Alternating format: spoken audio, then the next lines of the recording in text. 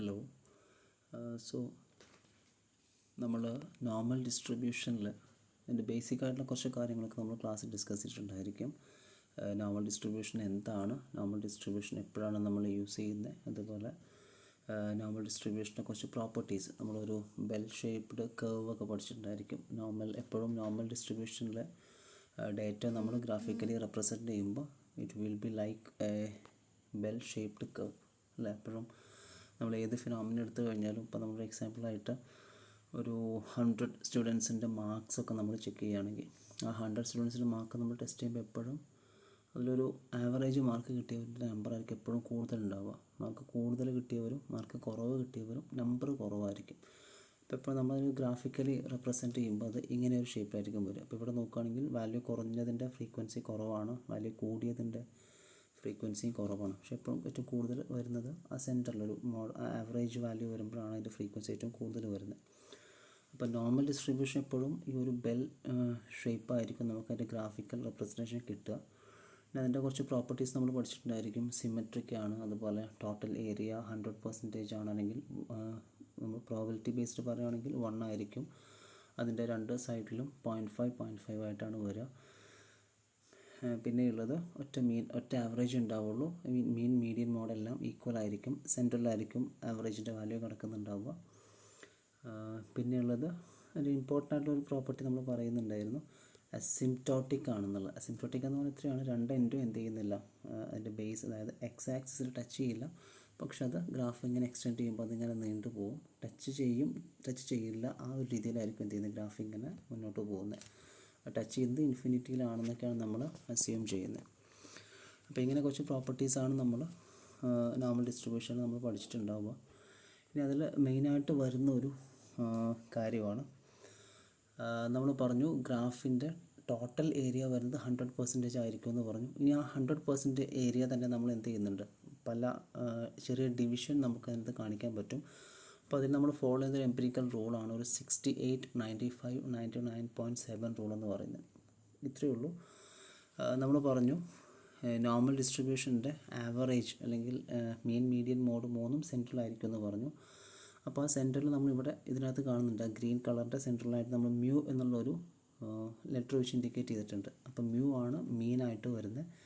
ഇനി അവിടെ നിന്ന് അങ്ങോട്ടാണ് നമ്മൾ ഏരിയ മെഷർ ചെയ്യുന്നത്. അപ്പം മീനിൽ നിന്ന് ഒരു സിഗ്മ വരെ റൈറ്റിലേക്കും ഒരു സിഗ്മ വരെ ലെഫ്റ്റിലേക്കും ഉള്ള ടോട്ടൽ ഏരിയ, അതായത് -1 സിഗ്മ ടു +1 സിഗ്മ വരെയുള്ള ആ ഒരു ടോട്ടൽ ഏരിയ വരുന്നത് എപ്പോഴും 68.2% ആയിരിക്കും. അതുപോലെ മ്യൂവിൽ നിന്ന് 2 സിഗ്മ വരെയുള്ള ഏരിയ, അതായത് ലെഫ്റ്റ് സൈഡിലേക്ക് -2 സിഗ്മ, അതുപോലെ റൈറ്റ് സൈഡിലേക്ക് +2 സിഗ്മ. അപ്പോൾ -2 സിഗ്മ മുതൽ +2 സിഗ്മ വരെയുള്ള ടോട്ടൽ ഏരിയ എന്ന് പറഞ്ഞാൽ 95.4% ആയിരിക്കും. അതുപോലെ -3 സിഗ്മ മുതൽ +3 സിഗ്മ വരെയുള്ള ടോട്ടൽ ഏരിയ എന്ന് പറഞ്ഞാൽ 99.7% ആയിരിക്കും.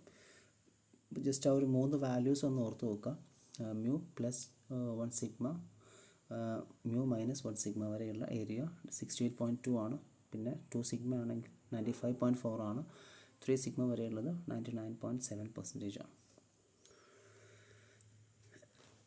ഇനി അതിൻ്റെ പ്രാക്ടിക്കൽ കാൽക്കുലേഷനിലേക്ക് നമ്മൾ പോവുകയാണെങ്കിൽ, എക്സാം ബേസ്ഡ് പറയുകയാണെങ്കിൽ നമ്മളെപ്പോഴും നമ്മളോട് ചോദിക്കുന്നത് ഇതിൻ്റെ പ്രോബബിലിറ്റി മെഷർ ചെയ്യുക എന്നുള്ളതായിരിക്കും. ഇപ്പോൾ നമ്മളൊരു വാല്യൂ എടുത്തിട്ട് ഇപ്പോൾ ഈ ഗ്രാഫിനകത്ത് എവിടെയെങ്കിലും വാല്യൂ കിടക്കുക എന്നുള്ളത്, വാല്യൂ 10 വരാൻ എത്ര ചാൻസ് ഉണ്ട്, അല്ലെങ്കിൽ 10നും 20ക്കും ഇടയിൽ വരാൻ എത്ര ചാൻസ് ഉണ്ട്, അങ്ങനെ ഒരു ചാൻസ് എത്രയെന്നായിരിക്കും നമ്മളോട് ക്വസ്റ്റ്യൻ ചോദിക്കുന്നത്.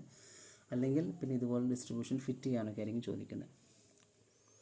അപ്പോൾ അതിൽ ഈ ചാൻസ് മെഷർ ചെയ്യുമ്പോൾ ചാൻസ് നമ്മൾ മെഷർ ചെയ്യുന്ന എപ്പോഴും ഈ നമ്മൾ നേരത്തെ കണ്ടിട്ടുള്ള ഈ ഗ്രാഫിനകത്തുള്ള ഏരിയയാണ് നമ്മുടെ പ്രോബബിലിറ്റിയുടെ വാല്യൂ ആയിട്ട് വരിക. അപ്പോൾ ആ ഏരിയ നോക്കിയിട്ടാണ് നമ്മൾ നോർമൽ ഡിസ്ട്രിബ്യൂഷൻ്റെ പ്രോബബിലിറ്റി മെഷർ ചെയ്യുന്നത്. അപ്പോൾ എക്സാമിന് ചോദിക്കുന്നത് പ്രോബബിലിറ്റി കാൽക്കുലേറ്റ് ചെയ്യുക അല്ലെങ്കിൽ ഏരിയ കാൽക്കുലേറ്റ് ചെയ്യുക, രണ്ടും സെയിം തന്നെയാണ്. ക്വസ്റ്റ്യൻ ചിലപ്പോൾ ഏരിയ കാൽക്കുലേറ്റ് ചെയ്യാനായിരിക്കും, അല്ലെങ്കിൽ പ്രോബബിലിറ്റി കാൽക്കുലേറ്റ് ചെയ്യാനായിരിക്കും. അപ്പോൾ ചെയ്യാനുള്ള പ്രൊസീജിയർ സിമ്പിളാണ്. ഒരു എക്സാം വ്യൂവിൽ നമ്മൾ നോക്കുകയാണെങ്കിൽ നമ്മൾ ചെയ്യേണ്ട കാര്യം ഇത്രയേ ഉള്ളൂ. ചില കേസിൽ നമുക്ക് നോർമൽ ഡിസ്ട്രിബ്യൂഷൻ്റെ വാല്യൂ ആവില്ല തരിക. നമ്മളുടെ നോർമൽ ഡാറ്റ കളക്ട് ചെയ്യുമ്പോൾ സിമ്പിൾ ഒബ്സർവേഷൻ ആയിരിക്കും നമുക്ക് തരിക. ഇപ്പോൾ ഏത് വേരിയബിൾ ആണെങ്കിലും, ഇപ്പോൾ സ്റ്റുഡൻസിൻ്റെ മാർക്സ് ആണെങ്കിൽ മാർക്കിൻ്റെ ആക്ച്വൽ വാല്യൂ ആയിരിക്കും നമുക്ക് തരും. അപ്പോൾ അങ്ങനെയാകുമ്പോൾ നമ്മൾ അതിനെ നോർമൽ ഡിസ്ട്രിബ്യൂഷൻ്റെ വാല്യൂ ആയിട്ട് കൺവേർട്ട് ചെയ്തിട്ട് വേണം പ്രോബബിലിറ്റി മെഷർ ചെയ്യാനുള്ളത്. അപ്പോൾ അതിൽ നമ്മൾ ചെയ്യുന്ന കാര്യങ്ങൾ ഇത്രയേ ഉള്ളൂ. ഫസ്റ്റ് ചെയ്യേണ്ടത് നമ്മുടെ കയ്യിൽ തന്നിട്ടുള്ള ആക്ച്വൽ ഒബ്സർവേഷനെ നമ്മൾ സ്റ്റാൻഡേർഡ് നോർമൽ ഡിസ്ട്രിബ്യൂഷനിലേക്ക് കൺവേർട്ട് ചെയ്യണം. കൺവേർട്ട് ചെയ്യാന്ന് പറഞ്ഞാൽ Z എന്ന് പറഞ്ഞൊരു വാല്യൂ വെച്ചിട്ടാണ് നമ്മൾ ഇതിൻ്റെ പ്രോബബിലിറ്റി മെഷർ ചെയ്യുന്നത്. അല്ലെങ്കിൽ നമ്മുടെ കയ്യിൽ കിടക്കുന്ന നമ്മൾ ഒരു ടേബിളൊക്കെ അല്ല, ടേബിളിൽ നിന്നാണ് നമ്മൾ വാല്യൂ എടുക്കുന്നത്. അപ്പോൾ ടേബിളിൽ നിന്ന് വാല്യൂ എടുക്കണമെങ്കിൽ നമുക്ക് Z എന്നുള്ള സ്റ്റാൻഡേർഡ് നോർമൽ വേരിയബിളിൻ്റെ വാല്യൂ എടുക്കണം. അപ്പോൾ ആദ്യം കിട്ടിയ ഒബ്സർവേഷൻ നമ്മൾ Z-ലേക്ക് കൺവേർട്ട് ചെയ്യുക. കൺവേർട്ട് ചെയ്യാനുള്ള ഫോർമുല ഇതാണ്, Z is equal to x minus mu divided by sigma ആണ്. അപ്പോൾ അതിൽ x ആണ് നമ്മളുടെ കയ്യിൽ കൺവേർട്ട് ചെയ്യേണ്ട വാല്യൂ ഏതാണോ ആ വാല്യൂ ആണ് x ആയിട്ട് നമ്മൾ പറയുന്നത്. ദെൻ മ്യൂ എന്നുള്ളത് മീനിൻ്റെ വാല്യൂ ആണ്. അതുപോലെ സിഗ്മ സ്റ്റാൻഡേർഡ് ഡീവിയേഷൻ്റെ വാല്യൂ ആണ്. അപ്പോൾ ഈ 3 വാല്യൂസ് ഉണ്ടെങ്കിലാണ് നമുക്ക് Z-ൻ്റെ വാല്യൂ കാണാൻ പറ്റൂ. Z-ൻ്റെ വാല്യൂ കണ്ടിട്ടാണ് നമ്മൾ അതിൻ്റെ പ്രോബബിലിറ്റി മെഷർ ചെയ്യുന്നത്. സോ ഫസ്റ്റ് സ്റ്റെപ്പ് നമ്മൾ ചെയ്യേണ്ടത് ഈ ഇക്വേഷൻ വെച്ചിട്ട് നമ്മുടെ കയ്യിലുള്ള ഒബ്സർവേഷനെ Z-ലേക്ക് കൺവേർട്ട് ചെയ്യുക. പിന്നെ നമ്മൾ നോക്കേണ്ടത് Z-ൻ്റെ വാല്യൂ കാണിക്കുന്ന ഒരു നോർമൽ ഡിസ്ട്രിബ്യൂഷൻ ടേബിൾ ഉണ്ട്. അപ്പോൾ ആ വാല്യൂ എത്ര കിട്ടിയെങ്കിൽ ആ വാല്യൂ നമ്മൾ എന്ത് ചെയ്യണം, ഈ ടേബിളിൽ നിന്ന് പിക്ക് ചെയ്യണം. ഫോർ എക്സാമ്പിൾ നമുക്കൊരു 1.28 ഒക്കെ കിട്ടിയെങ്കിൽ നമ്മൾ എന്ത് ചെയ്യണം, ഈ നോർമൽ ഡിസ്ട്രിബ്യൂഷൻ ടേബിളിനകത്തുനിന്ന് 1.2 വരുന്നത് ഫസ്റ്റ് കോളത്തിൽ, ലെഫ്റ്റ് സൈഡിൽ ഫസ്റ്റ് കോളത്തിലായിരിക്കും.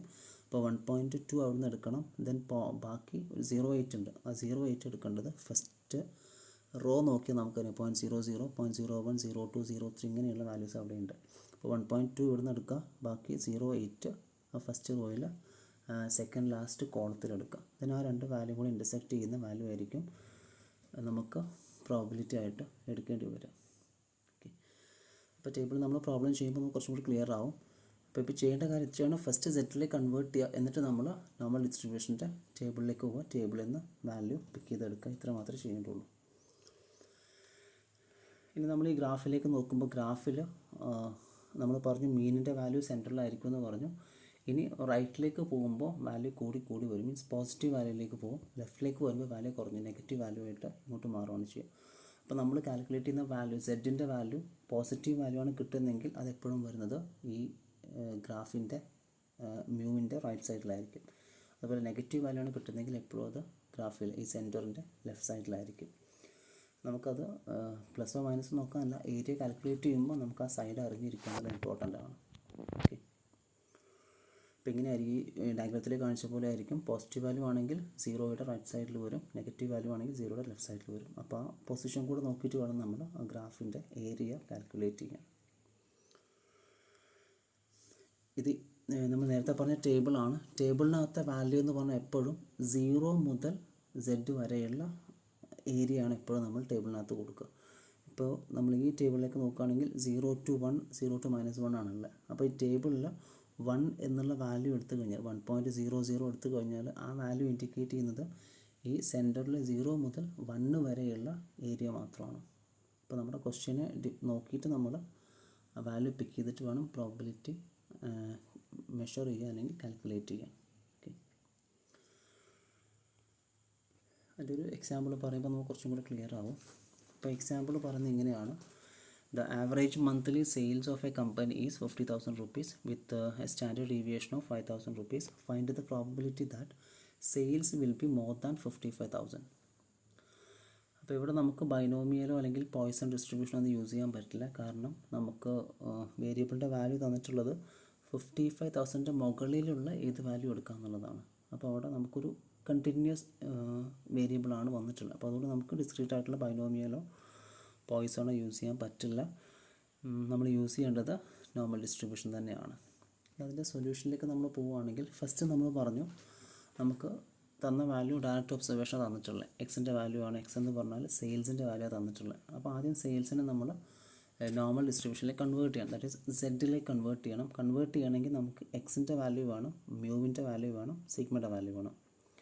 അപ്പോൾ ക്വസ്റ്റ്യനിൽ ആവറേജ് മന്ത്ലി സെയിൽസ് 50,000 എന്ന് പറഞ്ഞിട്ടുണ്ട്. അപ്പോൾ ആവറേജ് മന്ത്ലി സെയിൽസ് എന്ന് പറഞ്ഞാൽ അത് മീനിൻ്റെ വാല്യൂ ആണ്, നമ്മൾ ഇക്വേഷനിൽ പറയുന്ന മ്യൂവിൻ്റെ വാല്യൂ ആണ്. ദെൻ സ്റ്റാൻഡേർഡ് ഡീവിയേഷൻ 5,000 എന്ന് പറഞ്ഞിട്ടുണ്ട്. അപ്പോൾ സ്റ്റാൻഡേർഡ് ഡീവിയേഷൻ ഡയറക്റ്റ്ലി തന്നതുകൊണ്ട് ഇറ്റ് ഈസ് സിഗ്മയുടെ വാല്യൂ 5,000 ആണ്.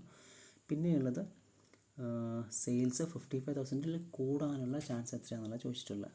അപ്പോൾ അതാണ് നമ്മൾ കൺവേർട്ട് ചെയ്യേണ്ട അല്ലെങ്കിൽ നമ്മൾ പ്രോബിലിറ്റി മെഷർ ചെയ്യേണ്ടത് ഈ 55,000 മുകളിൽ പോകാനുള്ള പ്രോബിലിറ്റിയാണ്. അപ്പോൾ അതാണ് നമ്മൾ എടുക്കേണ്ട എക്സിൻ്റെ വാല്യൂ. സോ ഫസ്റ്റ് ഈ തന്ന ഡാറ്റ നമ്മൾ നോർമലിലേക്ക് കൺവേർട്ട് ചെയ്യുക, സെറ്റിലേക്ക് കൺവേർട്ട് ചെയ്യുക എന്നുള്ളതാണ് ഫസ്റ്റ് സ്റ്റെപ്പായിട്ട് വരുന്നത്. അപ്പോൾ ആദ്യം നമ്മൾ കൺവേർട്ട് ചെയ്യാനുള്ള എക്സിൻ്റെ വാല്യൂ, അതുപോലെ മ്യൂവിൻ്റെ വാല്യൂ ആൻഡ് സിഗ്മയുടെ വാല്യൂ, 3 വാല്യൂ നമ്മൾ ഐഡൻറ്റിഫൈ ചെയ്തു. അപ്പോൾ അതിൽ മീൻ വരുന്നത് 50,000 ആണ്, ദാറ്റ് ഈസ് മ്യൂവിൻ്റെ വാല്യൂ ആണ്. സിഗ്മ 5,000 ആണ്, സ്റ്റാൻഡേർഡ് ഡീവിയേഷൻ ആണ്.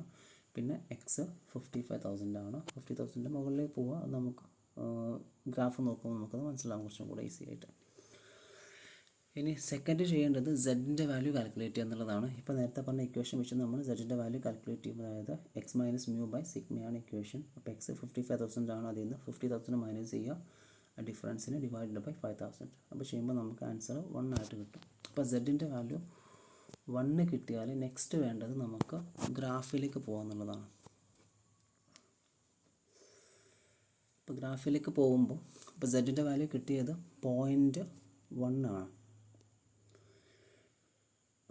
1 ആണ് സെഡിൻ്റെ വാല്യൂ കിട്ടിയിട്ടുള്ളത്. അപ്പോൾ 1 എന്ന് പറഞ്ഞാൽ പോസിറ്റീവ് വാല്യൂ ആയതുകൊണ്ട് സെഡിൻ്റെ വാല്യൂ എപ്പോഴും വരുന്നത് 0യുടെ റൈറ്റ് സൈഡിലായിരിക്കും. അത് ഗ്രാഫ് നമ്മൾ നോക്കുന്ന കേസിൽ ഗ്രാഫിൻ്റെ റൈറ്റ് ഹാഫിലായിരിക്കും 0.1 എന്നുള്ള വാല്യൂ കിടക്കുന്നത്.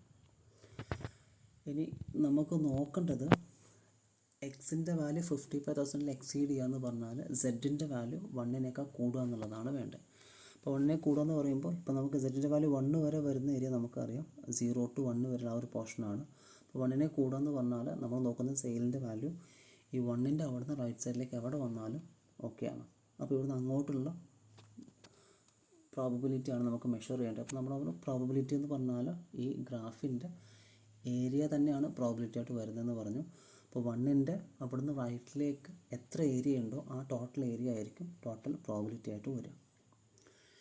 ഇനി നമ്മൾ നേരത്തെ പറഞ്ഞു സെഡിൻ്റെ വാല്യൂ നമ്മൾ എടുക്കുന്നത് ടേബിളിൽ നിന്നാണെന്ന് പറഞ്ഞു. ടേബിളിൽ നിന്ന് വാല്യൂ എടുക്കുന്നത് 0 മുതൽ സെഡ് വരെയുള്ള വാല്യൂ ആണ് ടേബിളിൽ ഉണ്ടാകും. അപ്പോൾ ഈ ഗ്രാഫിൽ നമ്മൾ നോക്കുമ്പോൾ നമുക്ക് വേണ്ടത് 1 മുതൽ അങ്ങോട്ടുള്ള ഏരിയ ആണ് വേണ്ടത്. ബട്ട് നമ്മുടെ ടേബിളിനകത്തുള്ളത് 0 മുതൽ 1 വരെയുള്ള വാല്യൂ നമുക്ക് എന്ത് ചെയ്യാം, ടേബിളിൽ നിന്ന് കിട്ടും.